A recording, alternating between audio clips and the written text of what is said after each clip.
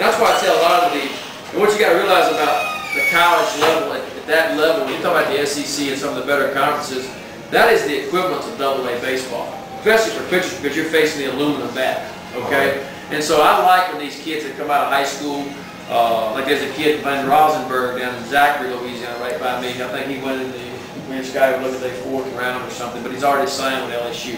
For me, that's a no-brainer for that kid. Yeah, they're going to throw some pretty good money at him, but man, he can come to LSU for 3 years, get bigger, stronger, get some type of an education as well in case things don't work out. And then he's probably going to be a first-round pick if he continues to develop. And that's kind of what happened to me. You know, I went from $85,000, went to LSU, got 3 years of an education, got to live a dream, play college ball, play on the Olympic team, win a gold medal, and then I got the big money at the end, which was big money. It's not that much money today to these guys, but it was big money back then, you know. So I like the kids that go to college because they get some type of an education. Plus, like I said, when you go into that level, it's the equivalent of A-ball and AA baseball, for sure. So they're doing it all at the same time, you know. Only thing you got to watch is the pitch count. That's the advantage for the young kid going to pro ball. They're probably going to watch your pitch count more so than the college guys are going to watch it. But from what I've seen this year in college in the last couple of years, the coaches are doing a jam-up job of taking care of these college pitchers. I mean, but it's changed too. Now it's college is like pro ball now. You got the starter, you got setup guys, and you got closers now in college. When I was in college, I was the starter, the setup guy, and the closer. You know, and so I did it 5 times. I pitched 9 on Saturday and closed on Sunday. You know, it's just what we did then. You know, and so. It's like Renato, you always hear this kid, Anthony Renato. He's at LSU right now. You'll see him in the College World Series this year. 6'7", 235. He's from Pennsylvania. He's a sophomore, and he throws, you know, he's 88 to 95 right now. He'll be a first-round pick next year. You know, if he stays healthy, he'll be probably a top 10 pick from what I hear. His whole year this year, he's just started. He's pitched 1 game a week. He's thrown 95 innings. You know, he's got 180 strikeouts or whatever. He's really good, and but he's not being pushed. I mean, he's had a couple games where he's got up there 125. I think he threw 135 game, you know. But for the most part, he's been right around 115. So they're really taking good care of the kid, you know. And that's, you know, it's going to be good for him later on. I mean, they're not stretching him out because they got a good setup guy and they got good closers, so the game's different. It's different. You foresee trying to coach LSU college ball? You know. Even a pitching coach? Possibly. I think once my kids are, I'm kind of the same situation you're in with the 2 young ones, and I'm going to stick it out with them, and I enjoy coaching them. And then once those days are over and they move on to whatever they're going to do, then I can see myself possibly one day getting back into coaching. But it'd have to be a local deal. Like, I'm not ready to travel and do that kind of stuff. I kind of like being at home. Sam, I'll test your memory. Do you remember your first game with Orioles Stadium, how it went? It's like that leaders, the Orioles got like 3 times as many people as they normally get. What the crowd was like, maybe your first game on the road and how you did. Do you remember that? I remember my first game, and we were playing the Indians, and Kurt Schilling came in before me as a relief, and they brought Corey Snyder, which at the time was one of the better hitters in the league then with the Indians, and I got called in from the bullpen. Funny enough, the count was 0-2. Like for some reason, Frank Robinson let Shield get 2 strikes on the bat. That was Frank. I mean, a lot of us, when Frank knew what he did, everybody at the dugout sometimes said they're scratching their head like, what the hell is Frank doing now? But anyway, so I came in, I threw 1 pitch, and Snyder hits a ground ball to Junior at shortstop, and over to Billy at second. They turned a double play on the first pitch I ever threw. But I remember it being what's that? A couple weeks ago they were talking about Weeder's first game, what they did. They talked about Brooks, they talked about Jim, they talked about a bunch of guys their first game, what they did. Right. And I think I remember reading that. Yeah, so at first pitch and so. What about your first start? Do you remember that? First start was a couple of weeks later against the White Sox. In Baltimore? In Baltimore. And you're not that old, are you? 30.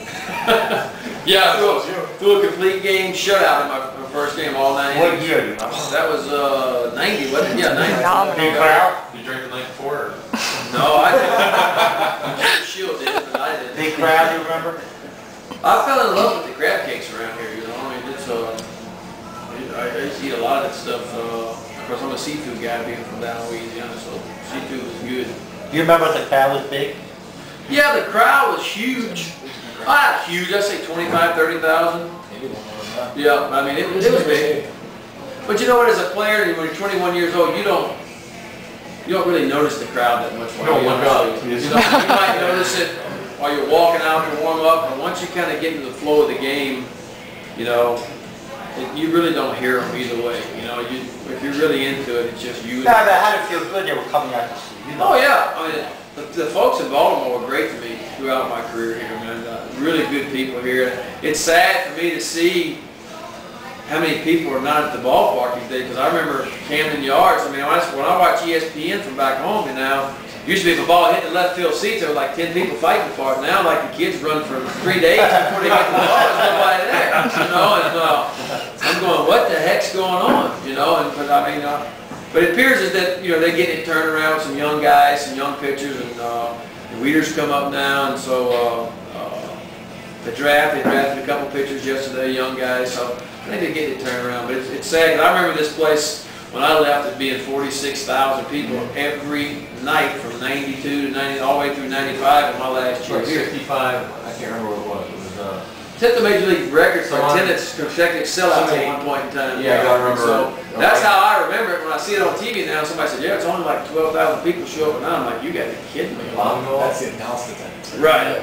When your first start, I mean, when we were there, I was 11 years old, and I remember being so excited when I opened a pack of baseball cards and pulled the McDonald rookie card at the top that had your LSU uniform. Right. Like, we were excited. And so now I see kids now, I'm going down the ballpark because I still go freely. You know, I've probably been close to 10 times already this year. And you hear all the kids talking about it, and you hear, like, they'll go up to, Tremblay said something the other day about where kids used to ask him for his autograph, and now they're coming up to him before the game, like, "Hey, can you get Matt Wieters for me?" Yeah. That's how we were with you when we were kids, though. So it was like, for us, for me, seeing, you know, being 30 years old now and coaching my son, and seeing Wieters, it's like, it's almost, I even said to Scott the other day on email, I said, it's like, you know, Ben all over again 20 years ago. Mm-hmm. So, you being a youth coach, what's it like, I mean, what advice would you have for someone just getting into youth coaching to keep kids involved? Like you said, a lot of kids are playing the Wii and playing the video games. What advice would you give to those trying to drive kids into playing baseball? I think two things. I think you got to keep it simple for them, and I think you got to make it fun for them. If they're having fun, they're going to want to keep coming back. If you're too hard on them when they're 6, 7, or 8 years old, they're not going to have fun. They're going to tell mom and dad, "I really don't want to go back," you know, whatever. So you got to keep it fun and just keep it simple. I mean, and let's face it, all we're trying to teach. My little boy's 8. He's in coach's pitch, 7, 8-year-old coach's pitch. Receive the ball. We're just teaching them the correct way to field a ground ball, the correct way to catch a fly ball, and the correct way to throw a ball, and hopefully the correct way to hit. That's all we're. If our goal is anything than that this year, then we're there for the wrong reason. If we can teach them just to catch and throw and halfway hit right now, I feel like we're doing a pretty good job with it, because when it all boils down to being a good baseball player, that's some of the advice that Cal Ripken Sr. gave me when I was 21 years old. He was smoking them old cigars that he always smoked and drinking those Schlitz beers in the back of the airplane. He said, "Come sit back here with me, son." You know, and I was struggling a little bit. I was 21 and giving up some homers and not doing, you know, I have some good stuff but some bad stuff too. And he said, "Listen," he said, "the game is still as simple as it ever was." He said, "It's still 60 feet 6 inches, just like it was at LSU. The bases are still 90 feet. He said, "Catch it, throw it, hit it." He said, "If you can do those 3 things, we got a good team. You'll be a good player." And that really sunk in with me, because I was like, well, the game is simple. We can make it as complicated. You can make baseball as complicated as you want to make it for these kids. You can. But if you keep it simple and just go through the basics. Like, I mean, I see these youth league coaches overcoach a lot. Really, they got 6 pickoff plays and 7 bunt plays.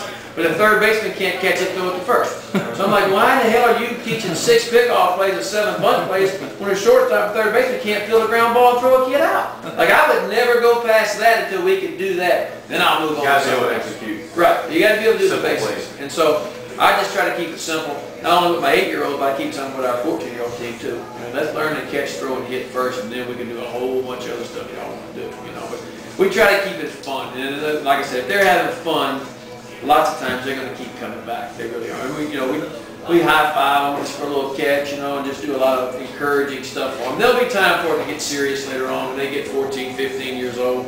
Then it's time to get a little more